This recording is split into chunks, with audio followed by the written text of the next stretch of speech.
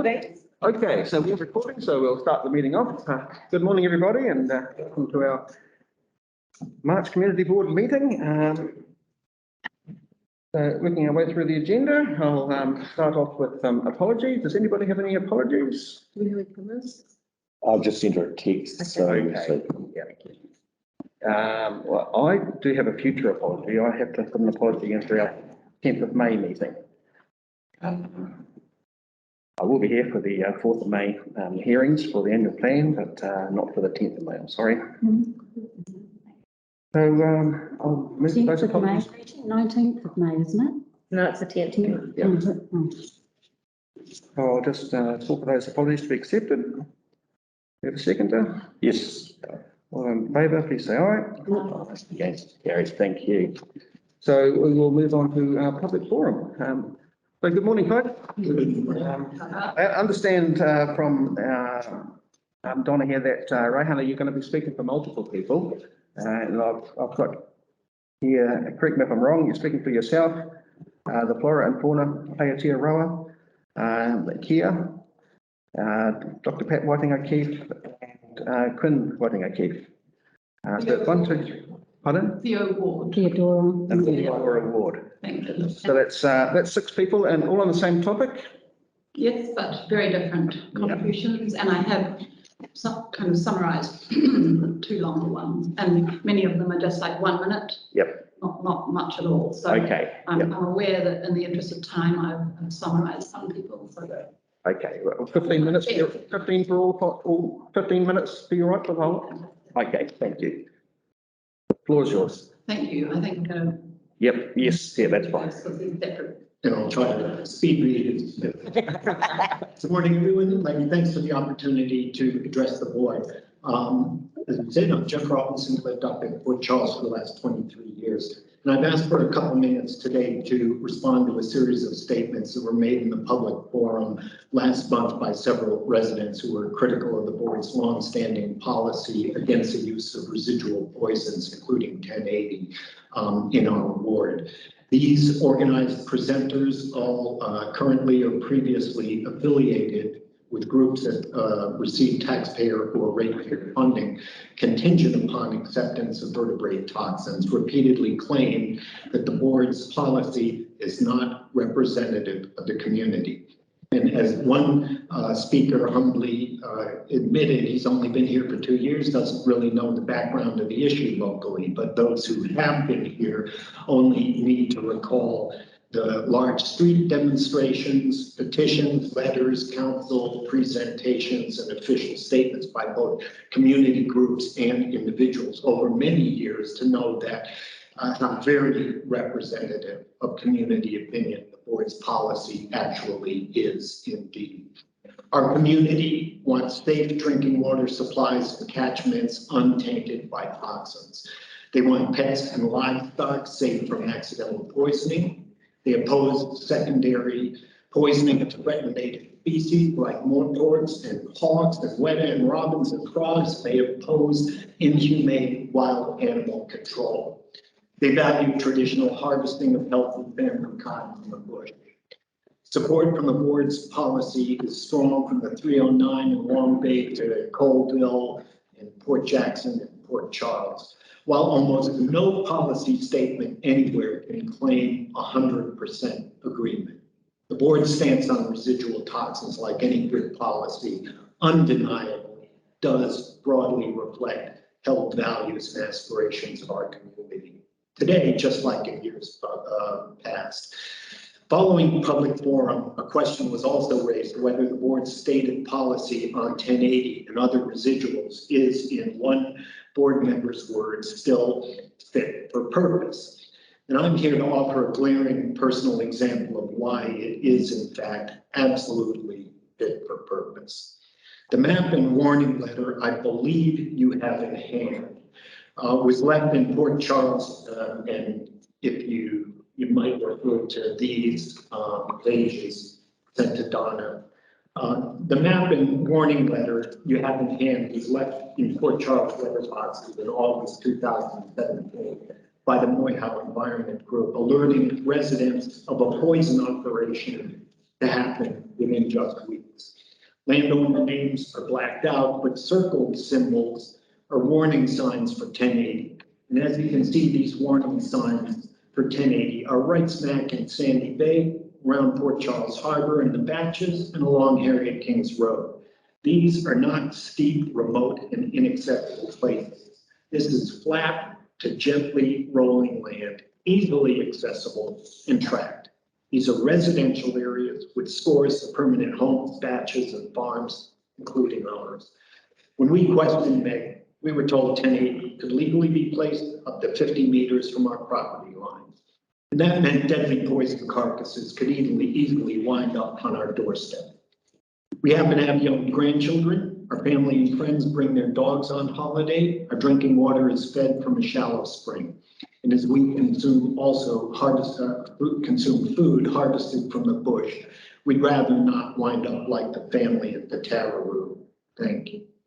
We contacted several neighbors whose land was noted for 1080 use also, and one was completely unaware of the plan. Others said they had felt personally pressured to allow 1080. And then in the end, fortunately, several very relieved neighbors promptly withdrew their tentative permission to poison, and the whole operation was shrunk dramatically. This Port Charles 1080 operation by Meg is a prime example of why the board's policy on residual poisons is not only fit for purpose in 2022, but will be even more important and more fit for purpose in coming years. With predator-free bringing hundreds of thousands of grant dollars to groups in our district contingent upon the use of poisons, accepting poisons. Projects like the one that threatened our local area are more and more likely. Our board's policy is fit for purposes because residual toxins are not just a matter of individual choice and not just another so-called toolbox tool. The consequences of 1080 use directly affect all immediate neighbors, abutters, surrounding ecosystems, and the health and well-being of the wider community. If anything, the board's stated policy against the use of 1080 and other residual vertebrate toxins should be formally strengthened. Advance public notice, consultation with affected residents for all toxin operations, and approval by abutters or setbacks of at least 500 meters for placement of baits would be a good place to start. Once again, thank you for standing up for our community. Thank you, Jeffrey. Yeah. Are there any questions for Jeffrey? Through the chair, I'd just like to make a point of clarification. It's that about the board policy is actually, it's TCDC's policy, and regarding using poisons on their parks and reserves, and that we have no jurisdiction in terms of the broader Yeah, totally understand. or private land. I'm not really sure about that. No, I'm not so sure about that, Jan, to be honest. About the parks and reserves. Perhaps Dean or Margaret might be able to clarify on that, but The board stated. we have a Parks and Reserves policy communicated through the council, but the community board has its own stance on the residual board. Yeah, Oh, so, okay. sorry, Sorry, I'll take, yeah, through the chair, I've missed some of the conversation, but I am aware that there is, obviously the policies around what's done on our parks and reserves, and so those will be in our management plans. There is a position that this community board took several years ago, which we're referring to. There's also a position of council, which is different to the position of the community board, and that's available on the website. okay, stand corrected. That's fine. Good as gold. So, Rayhana, you've got multiple speakers of 15 minutes, and if we could hold our questions to the end.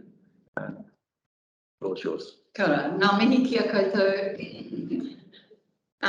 Firstly, I'd just like to acknowledge the passing of our tōtara, who was a very great proponent of humane wild animal control and a dear friend in our community of people who work towards a safer environment. And so I brought this little awesome to remember the spirit of Graham Sturgeon. So just like to acknowledge his passing. Kia ora, Raihan.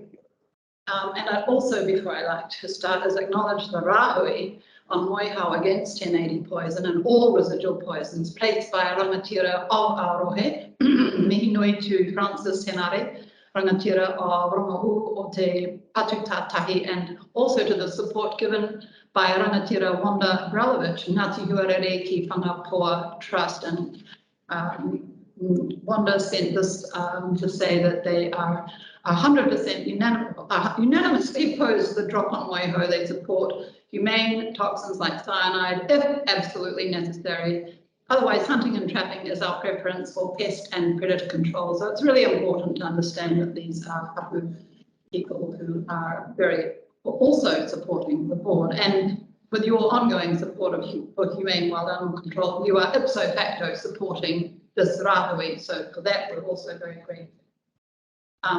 Huge kudos to the board's public affirmation, by the way, of current board policy. For those of us surrounded by poisoners, the Motuhau Environment Group, MEG, DOC and WRC, you are a beacon of light in a wilderness of inhumane poison pushers. UCLA members hunt and trap their land around Moihau. We oppose any suggestion of change to adopted resolutions.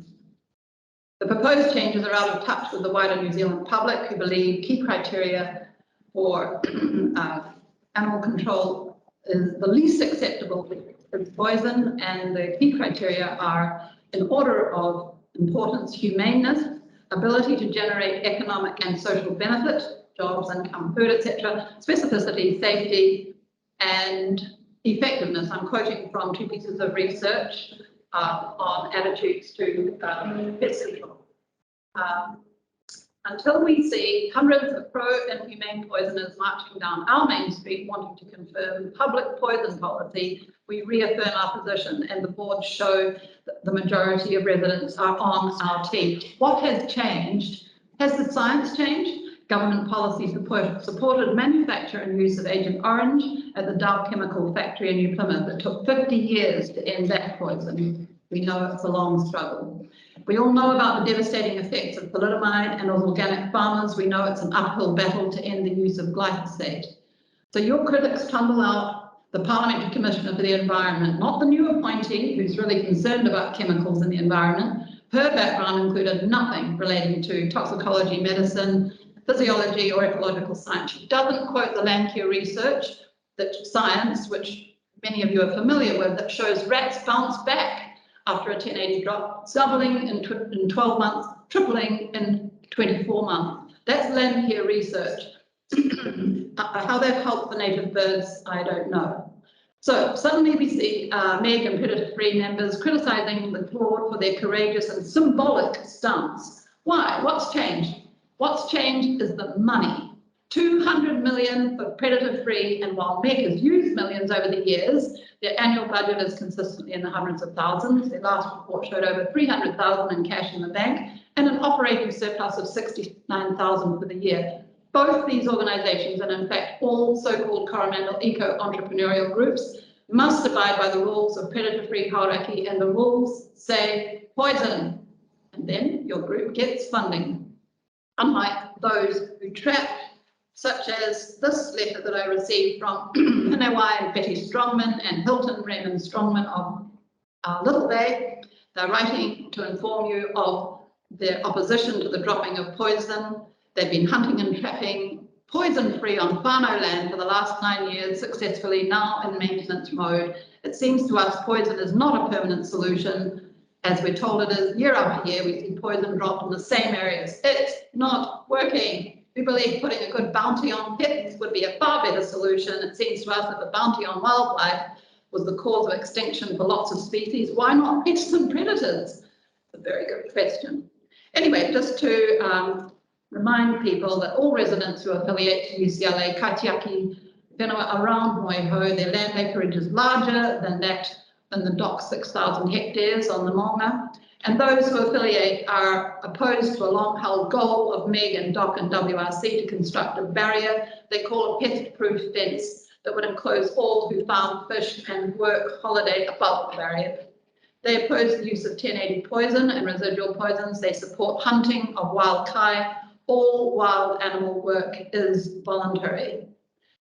Where several are tangata whenua, several are families who are 4th and 5th, 6th generation. I think you have images of these in your little gatherings as well. So if anyone's interested in further information about all of this, we have plenty to read.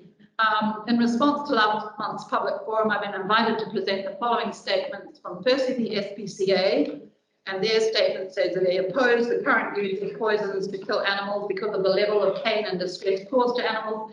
They have sent a letter for the board, which I will also table. I have 2 letters which we may have, and they will be tabled by Kuautunu Environmental Action Group on behalf of Victor. And he has also sent a map, which I think Donna has kindly a copy for you as well, showing all the landowners on that peninsula who oppose 1080 poison and residual poison, and that here represents about 300 landowners. I'm zipping through this and you can read it yourselves later. So that all of these iwi, hapu, community groups oppose it, and they support the board 100%.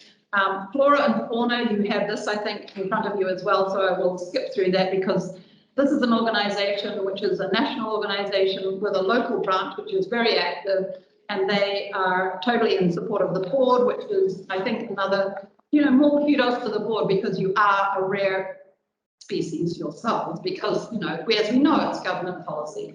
So they support Upper Coromandel Land Care Association, and they talk about why they are opposed to it. Because that's being tabled, and as Peter says, in the interest of time, I'm just flipping through these. The one that I like to read all of is by Theo Ward. She is a 4th generation farmer and outstanding community member representing much of the land up there. She wishes to reaffirm support to the community board in opposing the use of 1080 residual, and she supports UCLA and all of the many property owners who strive for and practice humane, safe and successful pest species control by the long proven methods of hunting, trapping and poisoning with cyanide. As a sheep and cattle farm operator on the Port Jackson Road, bounded by many of the same types of beef, mutton and wool production properties, supplying both the New Zealand and overseas markets, our produce is acclaimed to carry the title Clean and Green New Zealand. Collectively, these properties consist of many thousands of hectares and have been operated since the early 1800s. We are governed, and rightly so, by the vast and complex Animal Welfare Act, which promotes humane practices to operate under.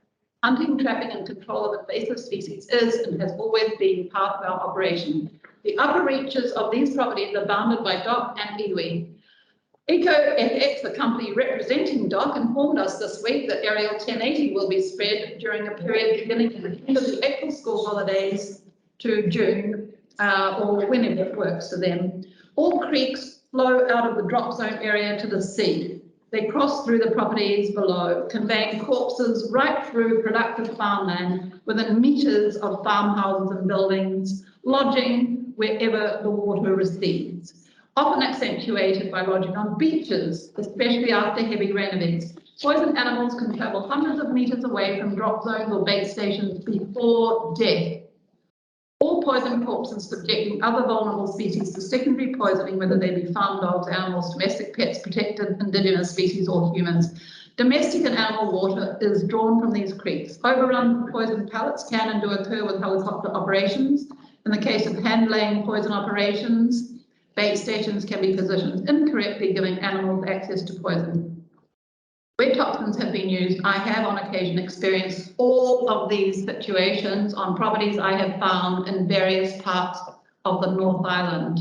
The realities of using A1 toxins to kill animals are far-reaching and can only be comprehended when out in the field observing. How minutes? No, you're right, you've got 10 more minutes, 5 more minutes, sorry. Correct. So I have a very good statement from Dr. Pat Whiting O'Keefe. She asked, what is the attitude of the community of the Upper Coromandel toward the use of toxic residual poisons? She explained she's a full-time resident. She explained she's a highly qualified scientist. She knows her stuff, in other words. She talks about she references inhumanity. She talks about bioaccumulation. She talks about the indiscriminate killing of non-target species and that there are more humane techniques available. And that, you know, our mountain is walkable, obviously, it's trapped for stoats right now. She's a farmer of the Port Charles area and she advocates for alternative techniques. The thing I am going to read is that she says this, I can attest to the fact that this attitude is shared universally, I believe, by fellow farmers out here, from the farmers I know along the northeastern corridors of the Upper Coromandel to the Port Charles farmers with whom I have discussed it. In addition, within the greater Port Charles area, it's also shared by many of our non-farming neighbours along Carry Road, Harriet Kings Road, Port Charles Road, and the residents I've spoken with about this at the two local communes, Moihau and Mahana. She gets around. But the only locals I know who approve of the practice of using broad spectrum and cruel toxins to try to control what they call pests, and she's got that in quotes, are those who are financially benefiting in some way from the practice. Hers is a very good statement. Please do cast your eyes over it when you have a few minutes. Williams is very long, and obviously I'm going to try my best to summarize. He also gives his, he talks about the fact that the board has come under criticism, and he's written his letter to assure you that your position is correct and fully consonant both with the known science regarding the effectiveness and the ecological and human risks of the mass distribution of these substances. So he gives his qualifications, which are immense, are both medical, scientific, mathematical, and so he also discusses the nature of the more complicated definitions of the categorical nature of truth, the scientific degree of certainty, and what he says is no scientific statement is ever 100% certain because new evidence that invalidates past beliefs can turn up at any time and often does. So he says the highest quality, so he talks about the nature of the evidence, he talks about the compromised research by people on the payroll who actually promote it, such as, of course, people who are affiliated with DOC, who do research. He has critiqued all of those documents, and he says that out of all of them, many hundreds of studies, there's like one or two that meet the criteria of, he says basically none would even end up in a second-class biomedical journal. So we don't have clear evidence of ecological benefit, and then he discusses harm, and he talks about the mass poisoning of tomtits, ruru, kia, and all of these are studies which are available as well.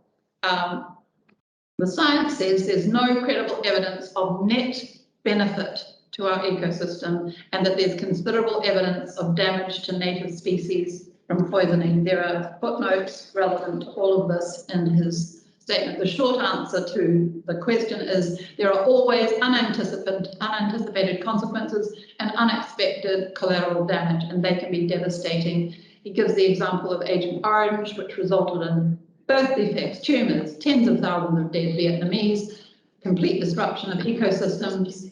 And he also talked about DDT in the early 2000s, 5 decades after the first use of DDT. It was shown to cause epigenetic defects in humans that were transmitted transgenerationally, i.e. to children and grandchildren.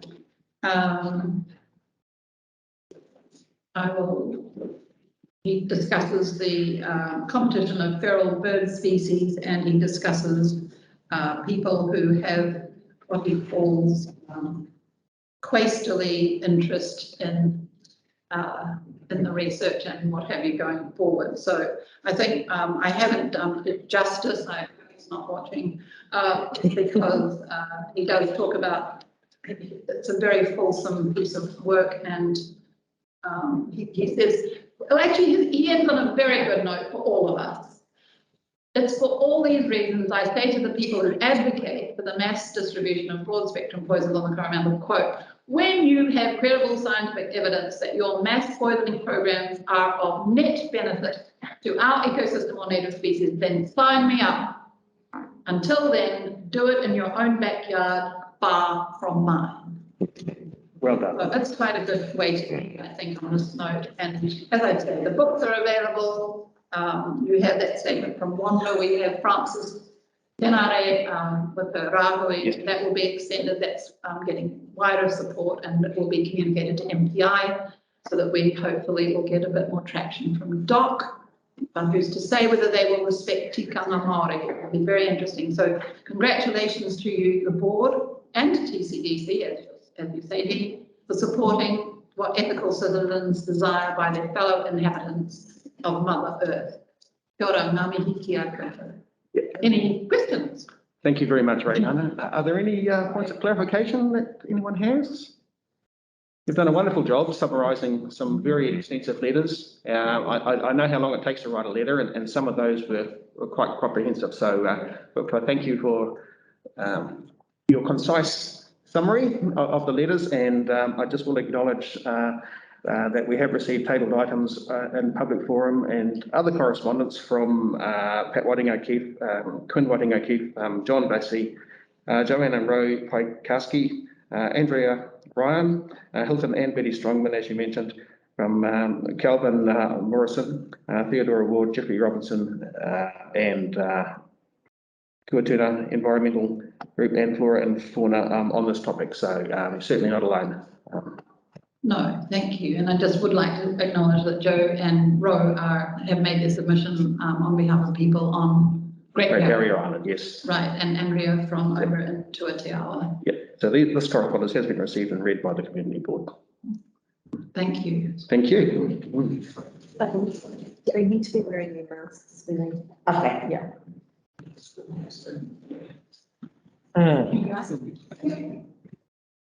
I'm getting to. Oh, well, you messages. It's hard to. Yeah, I know. Okay.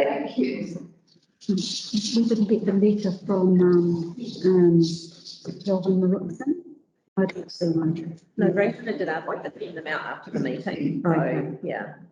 So I will be sending them out to you this afternoon. We should have Pamela Greeley. Pamela, Is she still coming in? Yep.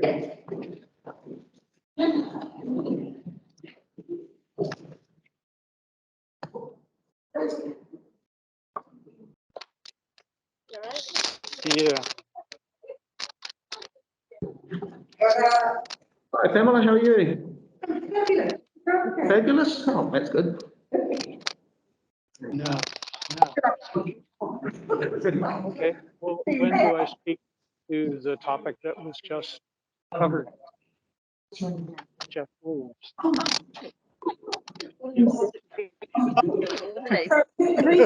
It is probably. Jeff Williams. Okay. Yeah. Okay, cool. I'll just be over here. Oh, Yeah. No, Jeff Williams. Oh, that's Jeff Williams. I think he's online as well because he wants to watch it, what's going on in the room when he's out there. Yep, Oh, I think you okay. might, Jeff, you might need to turn your microphone off, Jeff.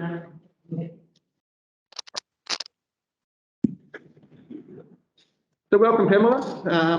My notes say that you're here to talk about the food waste. No, Act. I'm here to talk about the bus. Okay, let's talk about the bus then. Cool. So I sent a presentation through. I know I've only got 5 minutes. Yeah. And I've just been given some information by Dean and that something has changed. But I just wanted to talk about the need for, you've spoken already to Laura and Linda, also going to hear before about the need for a bus.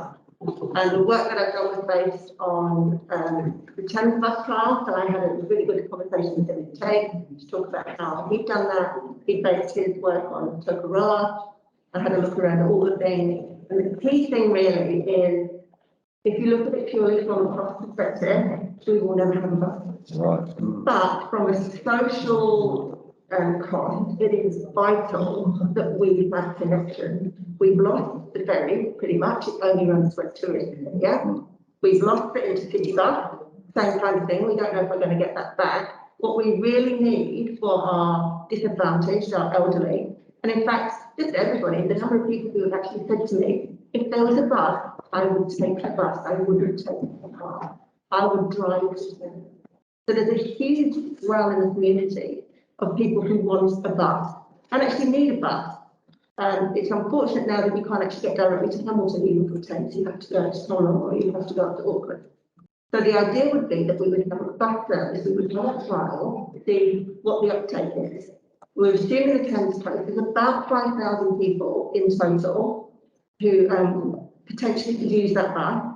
About 250 households in the region do not have access to a car. And there's another something like 20% of people who actually ride share. They get to work by having a lift from someone else. So if we had buses that went up and down the coast, that would be a real godsend for people. It would stop that social isolation, they could pop and see their friends, they wouldn't be relying on everybody else to do things for them. But it would also take a significant amount of, quite frankly, unwarrantable cars off the road. So you'd actually get a saving from a safety perspective.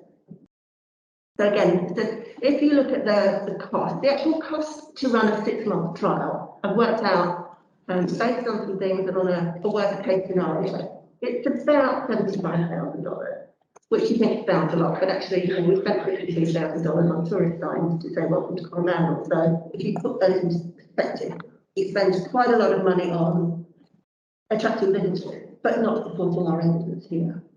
So the feedback has been, I could possibly work in Thames if we could get a bus that would go, so that opens up opportunities of employment. So we've had people saying, you know, I think I don't have to miss hospital appointments anymore if I've got a bus that I can rely on. And the idea with the trial is you would do it to prove what the need is. So it would have to run a couple of times a day, because I'm assuming that if you look at the presentation, I've done the routes and I've done all the various things. But if you look at it, it actually gives people an opportunity to get to and from Thames, to connect to the intercity buses so they can get into the rest of New Zealand. It gives them an opportunity to get to work in Thames, to go and do more things in Thames. And it stops people leaving our area, because at the moment the drift, again from here, we've got 55% unoccupied or absent ratepayers. So we're becoming a little bit of a touristy town or a dormitory for people just to come and play here.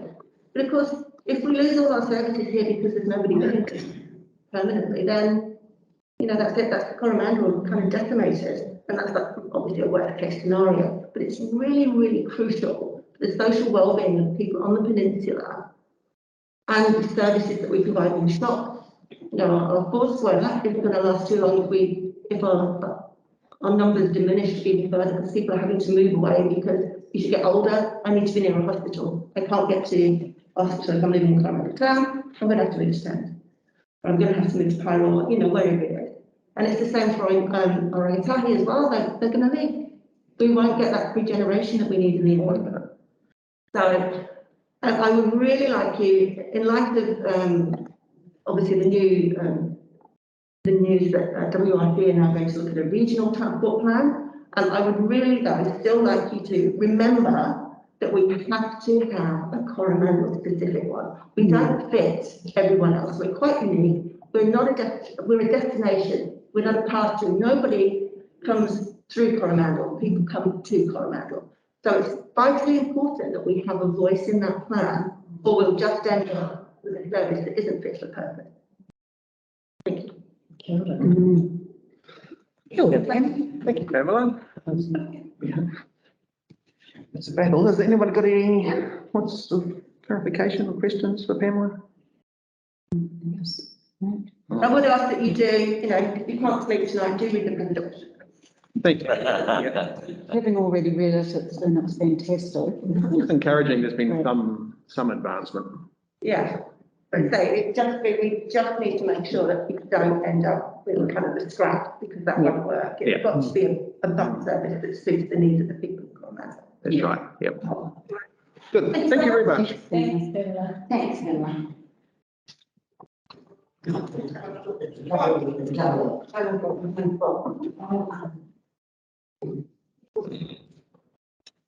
I believe we now have a PowerPoint presentation from Lynn Salt.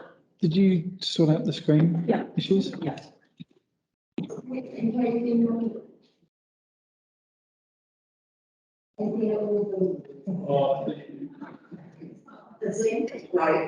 my messages? You got my messages? Did you get my messages that I sent you about this? Okay. A nice minute. Last week, when you rang me? Oh, you know, yeah. Do we have a steam asking? Yeah. That would be there. Yeah. And the box now goes around.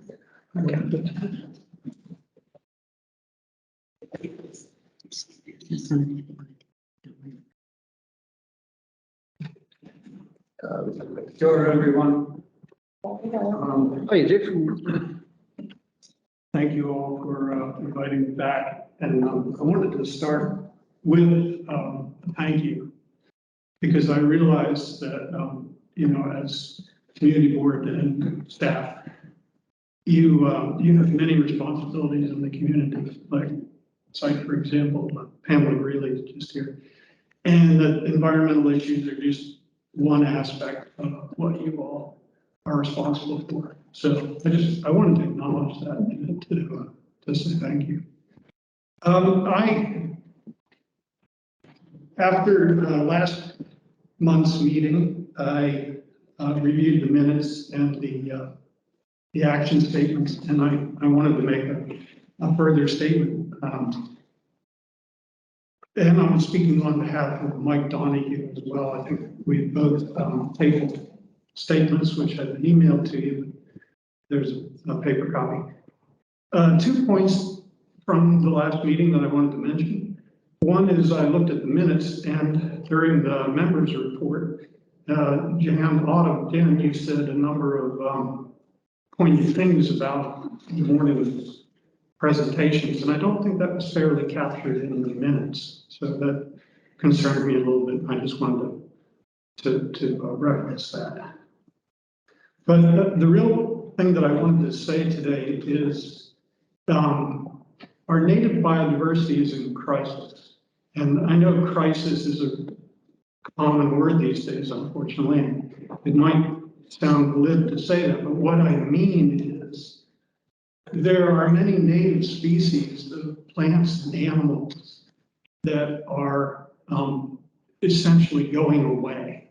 They're under so much strain from two particular things: loss of their natural habitat and other species that we as people have introduced over the centuries. That these native species are being decimated and in fact are being lost forever. So it's not just individual members of these species, but entire populations. So I feel it's our responsibility to our place to pay attention to that, to try to reverse that loss, and to do what each of us can to protect, to preserve, and to enhance our native species. If we lose our native species, we're at risk of just becoming a small island example of a continental ecosystem. We'll lose that entire dimension of what makes New Zealand so unique. So here in our ward, specifically in the Coromandel Colville ward, we have animals that are found nowhere else in the world. We have remnant populations, small sets of an entire ecosystem, an entire web. Remnant populations of how things were before man got here. And it's just here in our ward, nowhere else. And I think that requires even greater responsibility on our part, on each part. So my message through my statements and through my actions, which I hope are observed in the community, are that we each have the ability to learn about the environmental challenges and the environmental opportunities, and to take our own actions on those things. Each of us is able to draw on the same pool of credible resources. I mean, peer-reviewed academic publications. I mean, independent research institutes. And yes, I do mean national government organizations and NGOs as well. But those resources are available to each of us, to all of us, to anyone that presents to you to look at. We each form our own opinions, absolutely, yes, we each hold our own opinions, but the value and the strength of our opinions is based on the extent to which they've been informed. So I encourage each of you as community leaders to become wholly informed and then to form your own opinions based on the broadest knowledge you can gain. And I also encourage each of you and each of us as community leaders to take personal action to protect the environment and to support those in the community who are doing them. Thank you. Perfect timing. Perfect timing. That wasn't script, Did you want to speak on behalf of Mike Donahue as well, or just table the letter? I just want to table the letter on his behalf. Yep.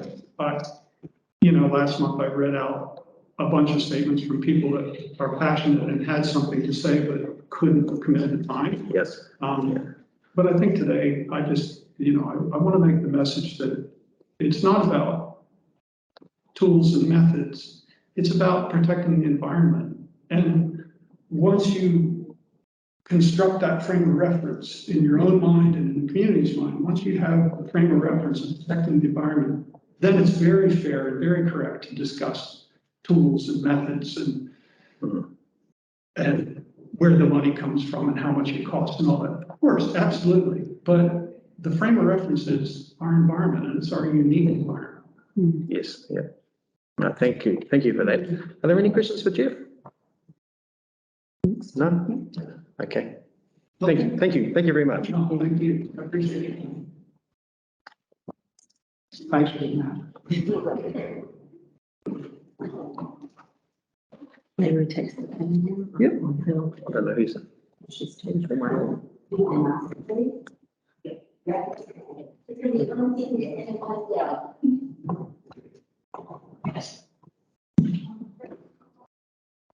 Should we take Stephanie now, Bubbles? No, next is Patty Stewart, purely because these people are all standing up there and waiting to go to work. Okay. Yep. Fair And then it will be being sold.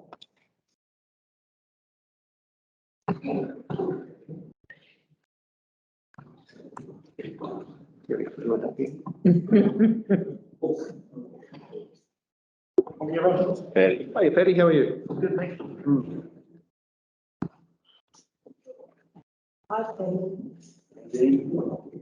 All righty. I mean, 5 minutes. The floor is yours. If you want. Yeah, folks, I'm basically here to ask you to consider, I saw the last time's community board sort of presentations to remove the sort of approach that the community board has with the natives, soil information. And I thought I could just come in and give you some sort of general information about that. But my thinking on this is that I think since about 2007, the boards had this sort of approach. And I don't think there's any net loss conservation with the policy. So, the policy to me has been driven, from folks in the community, and not everyone's going to see it that way. But if I look at, the protection of species, so for example, kiwi are no longer a threatened species. Partiki, for example, this is a brown tail reintroduction. So these sort of species that we sort of look at, there's been no real net loss to those species. And the agencies have carried on doing what they do. They use aerial genetic to treat the forests. And but if I just walk back a little bit, I probably have more experience in monitoring species than pretty much anyone on the peninsula. So, I've worked in ecology for 30 years. In terms of knowing local communities, I'm in school down here.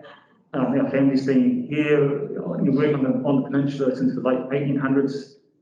I started off in a grassroots sort of situation, muffled barge cleanups around the back of Whangarei Island, young people out of Whale Falls, monitoring the 1080 operation in 1993.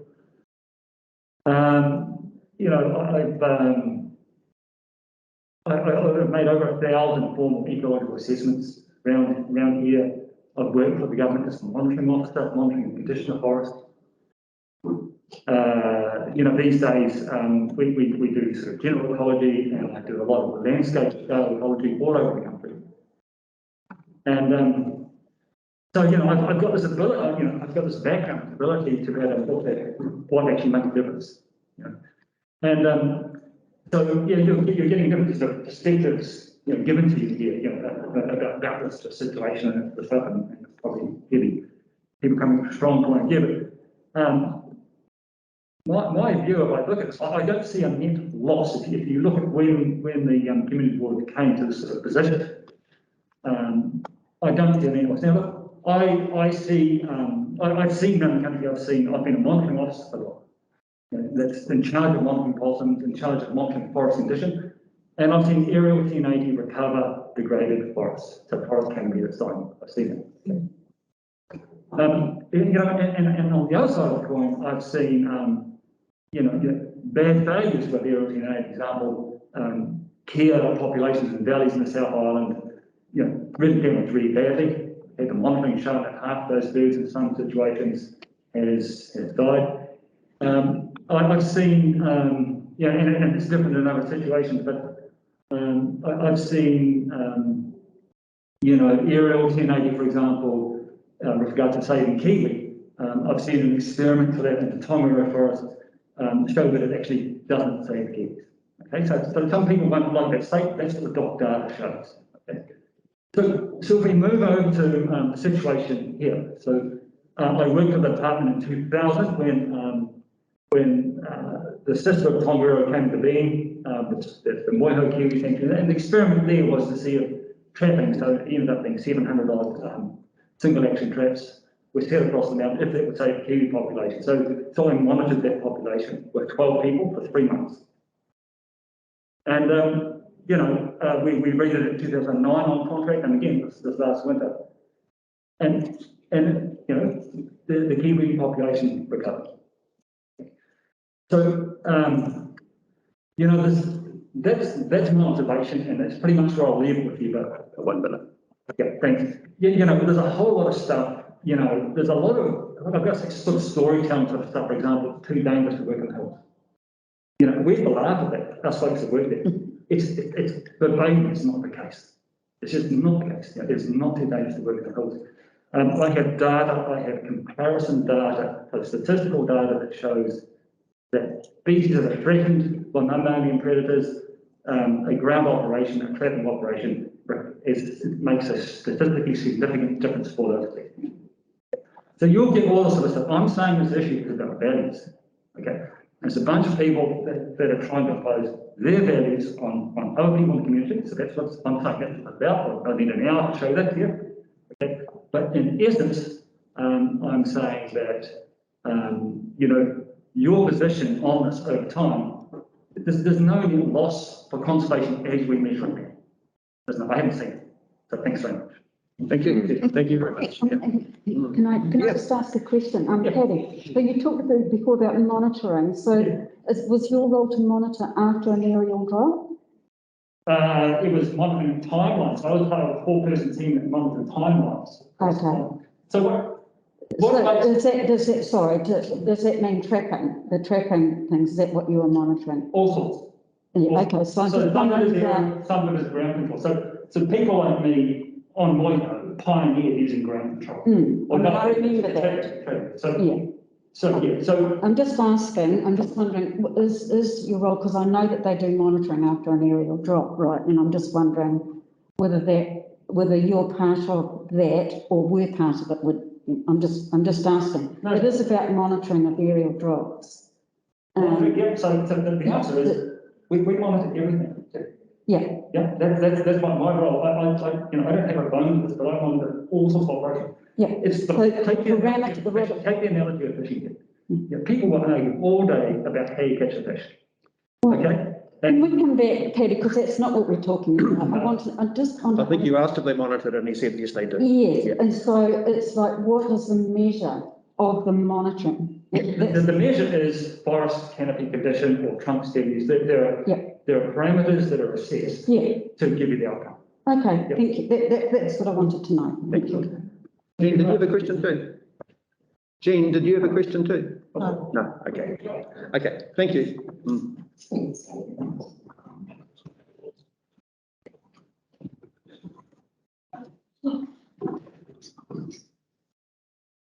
Did I have a look?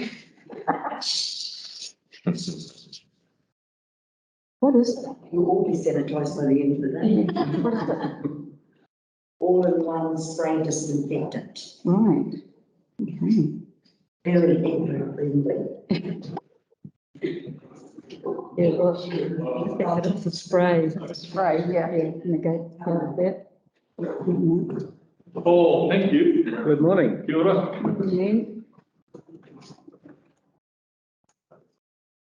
And then you're here to talk to us about solid waste today. I am. Yeah. We can give you 5 minutes, so the floor is yours. So we just need to get a presentation put up for Len, he's got a presentation. Okay, yep. So if we can get that put up.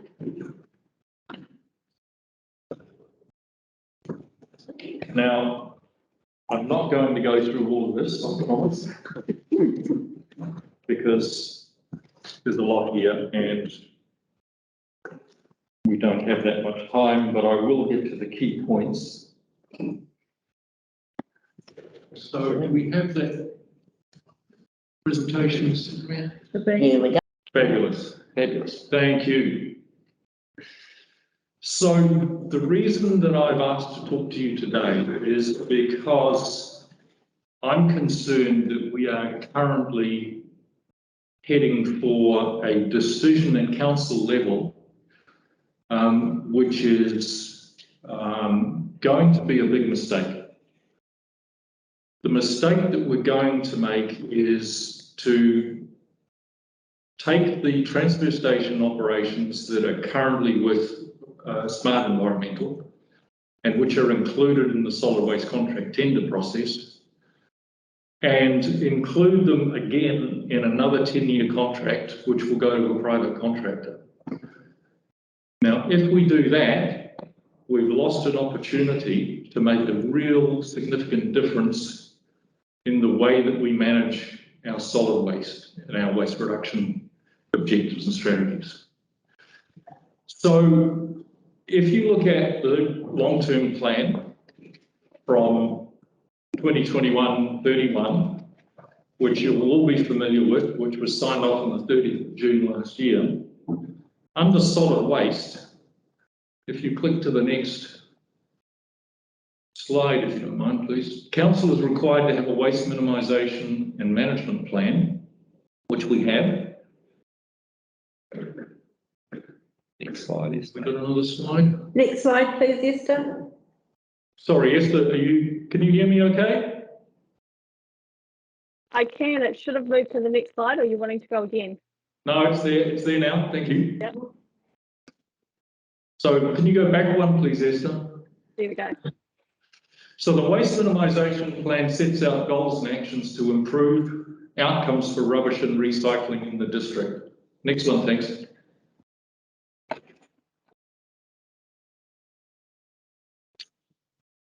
The way we're providing rubbish and recycling services is becoming increasingly unsustainable, both environmental and financially.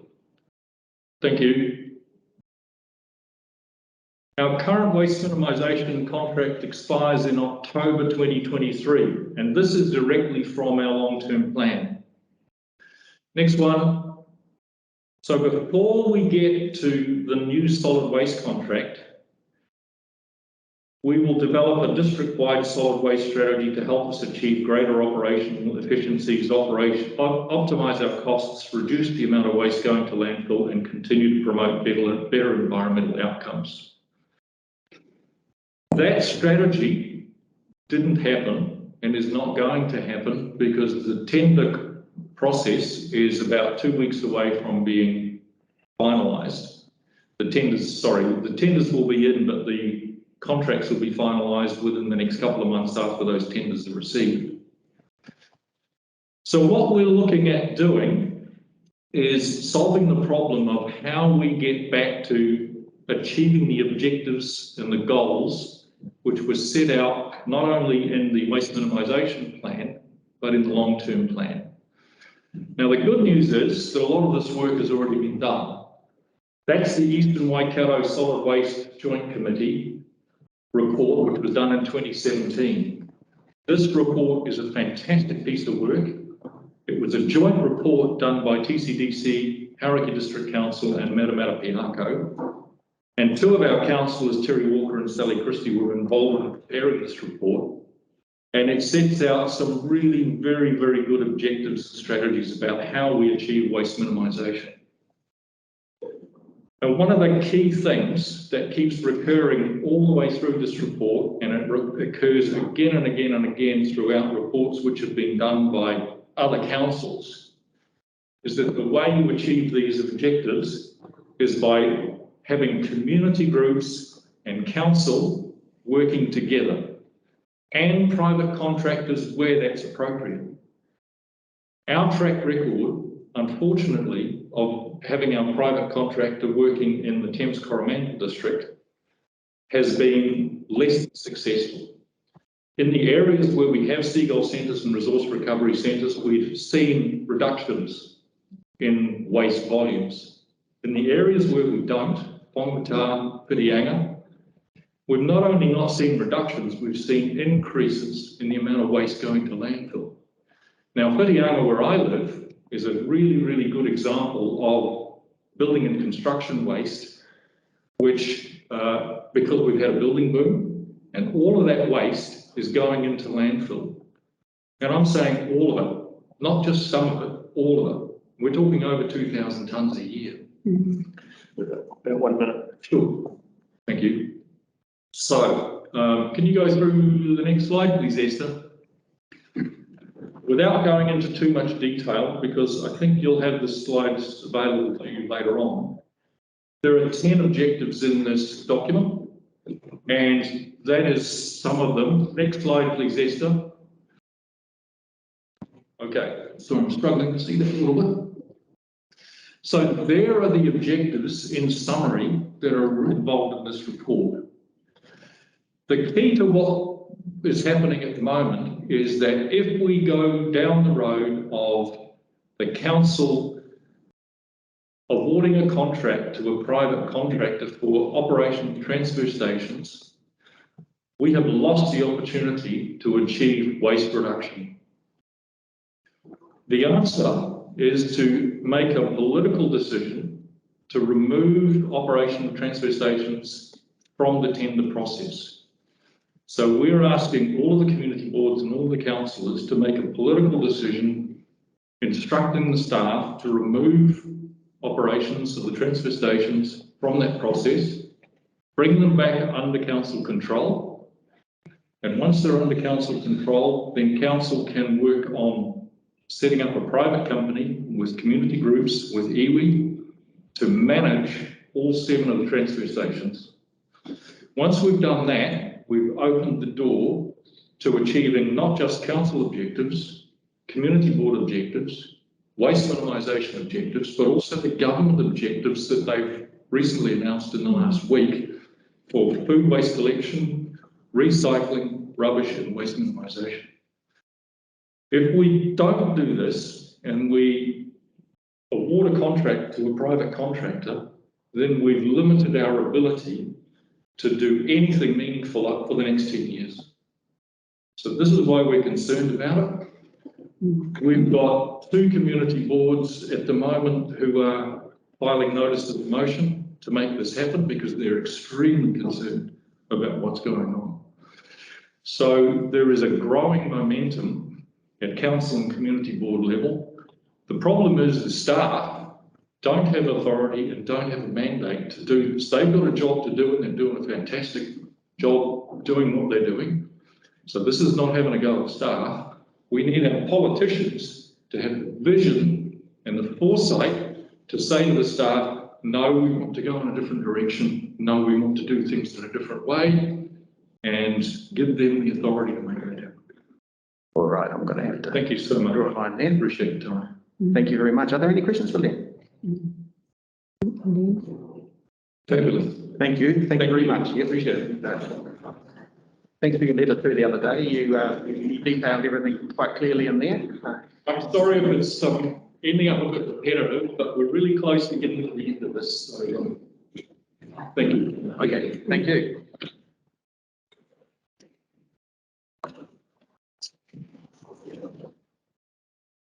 No pressure, John? No, there's a bit of a movement out there. We should have Stephanie now. So that should be outside finished? You're run outside finished. Okay, so we've got Stephanie McKee. Are you there, Stephanie? Do we still have to wear masks? She was online, but she has dropped off. Oh. She might have had to go to work. We wanted to update on the Waikanae Valley. Sorry, did I hear my name? Yes, Stephanie, thank you. Was that Stephanie or Nicole? Oh, Nicole, sorry, was that me or? No, we were looking Okay. at our public forum. Okay, sorry.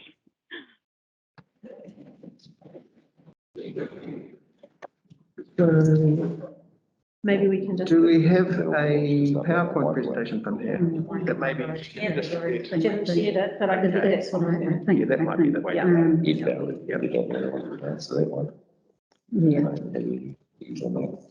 Okay, well, we're missing Stephanie McKee, but she does have a PowerPoint presentation to present to the community board. We'll try and get that PowerPoint presentation later and distribute it later so that she doesn't miss out. Was that about the Waikanae Valley Road? No. Oh, it wasn't. Beg pardon. She wanted to join and speak in relation to some special environmental zone of the North Coromandel to assist sustainable economic development post the pandemic recovery. I don't know what that all means, but Okay. that was what her presentation was. Okay, well, we'll try and circulate that at a later date. So, yes, Do a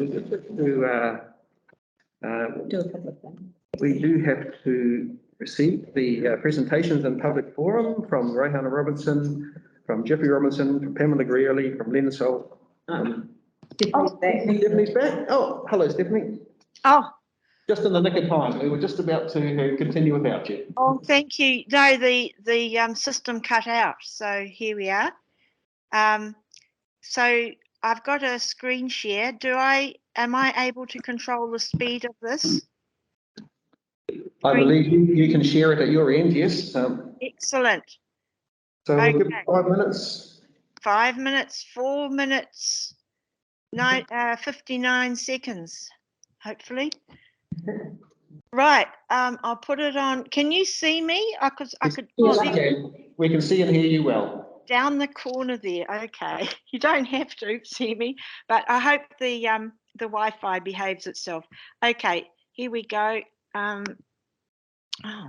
no, sorry, that's not it. Right, start from the beginning. Turn on the clock.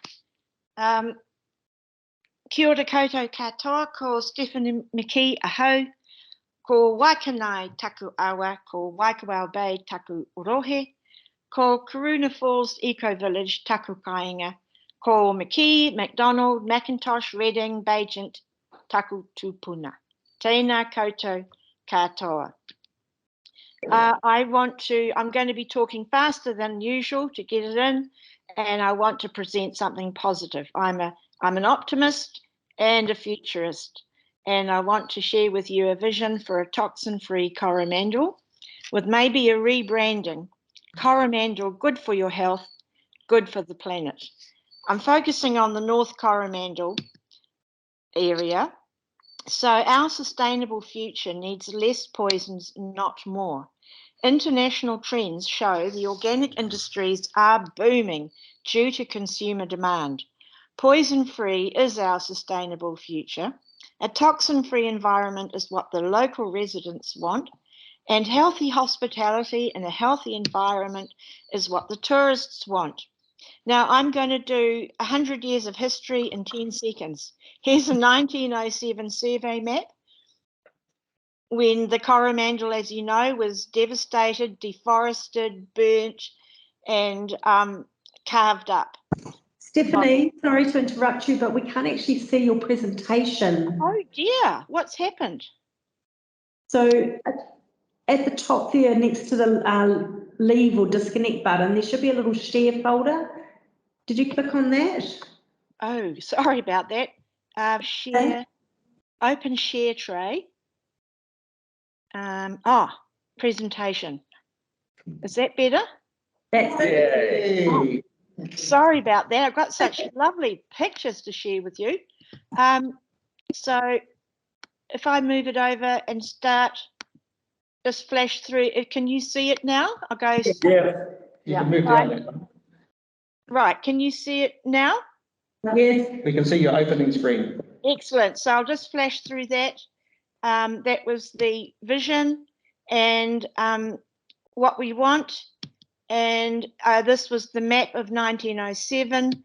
And fast forward 100 years later, here you have people calling for stop poisoning paradise. So I want to thank that, Stephanie. We're still on. We're only on slide 1. You need to click on your slides. Damn technology. That's all right.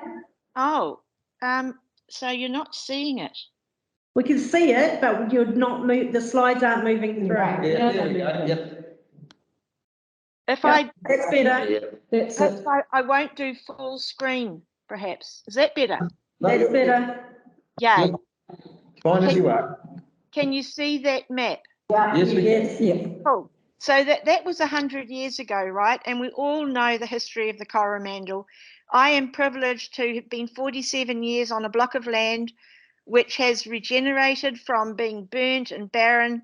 We don't use poisons, we trap hunt, we have kiwis and a thriving ecosystem. Fast forward 100 years, you have this march calling for no more poisons. So I want to thank you, the community board, for listening to the majority community voice and for passing your resolutions. Now, this is a really important slide, and I'll leave it with you in the notes. According to DOC's own research, the least acceptable pest control method is poison. And there's shades in there from trapping through to poisoning, and this was taken in 2019. There's a great concern for the environment and health, and I want to draw your attention to this very recent report this month from the Parliamentary Commissioner for the Environment about the lack of knowledge and regulations of chemicals in our environment. Now, our area, Colville Coromandel, we've got this. Can you see that picture? Yeah. Oh, great. So statistically, we've been given a social deprivation index of 9 out of 10. What does this mean? The bad news is that we're worse off than most parts of New Zealand, according to income, employment, access to services. The good news is that our housing and health indicators are better and our crime rates are lower. So it's a wonderful place to live up here, but economically depressed. So I want to put to you that sustainable eco businesses have a huge potential to support the health and prosperity of this region. I won't read those out. There's just all ideas of possibilities of eco businesses. The main point is that it's a fact that the organic sector is on a roll because of consumer demand. This is the local organic success story up here in the Waikowau Bay area. Exported, certified organic honey. The thing is that the holistic, organic, permaculture, regenerative, all these different labels, what it is, it sees that microorganisms are just as important as kiwi. In fact, it's the basis of all life in the forest and on the land. Now, I have a critique of those who advocate toxins. and probably haven't got time to read this out, but there's a few big issues, which is the public funding, the ethics that is not discussed. How about the carbon footprint? We're in a climate emergency. That's never discussed.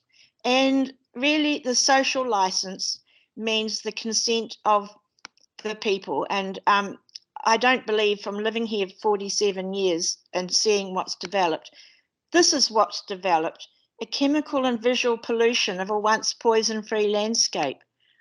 We don't want this. Tourists don't want this. We don't want indiscriminate aerial poisoning. What we do want is a poison-free zone. And I'm suggesting, why don't we be imaginative and try it out? A designated pilot scheme, if you like, for the Coromandel, Kennedy Bay, Colville and rural North Coromandel. Encourage a niche market for health-oriented ecotourism. Post-pandemic economic recovery. So that's the looking forward vision. And how would this happen? Well, resolutions turn into policies, and policies become part of district plans and regional policies. And I note that the Waikato Regional Council had a very nice statement saying, our well-being depends on a healthy environment, clean water, clean air, healthy soil. To keep our environment healthy, we may have to change the way we do things in the future. So that's it. I just want to plant a few seeds and thank you, Community Board, for hearing and listening to the local people. You're on the right side of history, and we have so much potential up here in the northern, in Coromandel and North. So this is my dream new tourist slogan.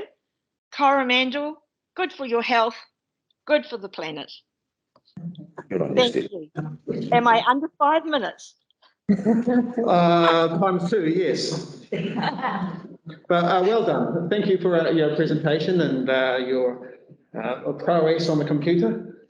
And you've left us with a very inspiring slogan there. So thank you very much. Are there any questions for Stephanie? There being none, thank you. Thank you very much.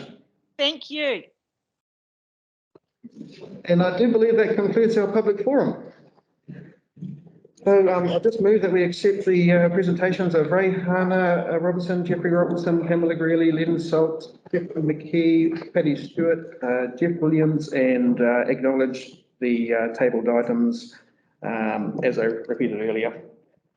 All those in favour, please say aye. Aye. I'll second. Seconder from John, thank you. All those in favour say aye. Aye. Against, carried. Thank you. And shall we adjourn for a cup of tea? Aye. Can we just, before we do that though, could we just maybe move through 1.3, 1.4 and then we can do that. it's like, Yes, I've been and tidy, fair enough too. So next item is 1.3, conflict of interest. Does anyone have a conflict of interest? Okay, 1.4, items not on the agenda. Does anybody have an item not on the agenda they wish to declare? There being none, we'll move on to the previous minutes for confirmation. Move that the minutes are true and correct.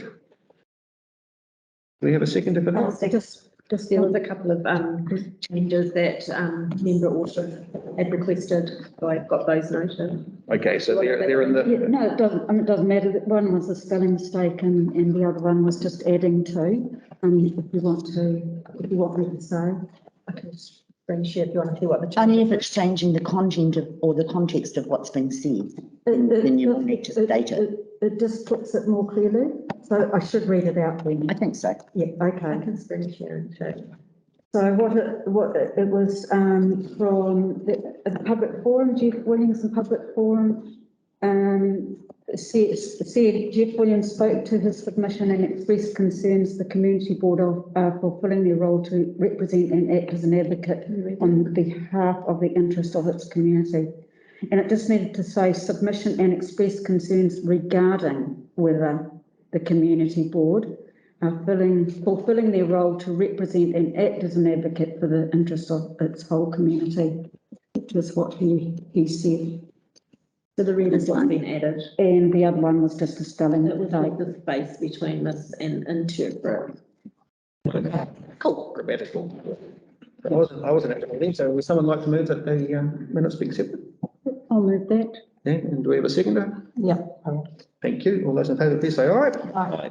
Against, carried.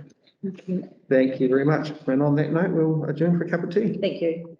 Has recording stopped, Donna? Recording will stop shortly.